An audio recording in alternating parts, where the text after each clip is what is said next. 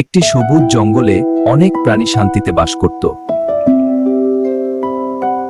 হঠাৎ একদিন জঙ্গলে ভয়ঙ্কর আগুন লাগলো। আগুন দেখে সব প্রাণী ভয়ে দৌড়াতে লাগলো। জঙ্গলের রাজা সিংহ আগুন দেখে চিন্তিত হয়ে পড়ল। সিং জোরে গর্জে সব প্রাণীকে এক জায়গায় ডাকলো। তারপর সিংহ সবাইকে নিরাপদ জায়গায় নিয়ে যেতে শুরু করলো। সব প্রাণী সিংহের পেছনে পেছনে দৌড়াতে লাগলো। অবশেষে তারা জঙ্গলের পাশের নদীর কাছে পৌঁছালো। সেখানে সবাই নিরাপদে বেঁচে গেল।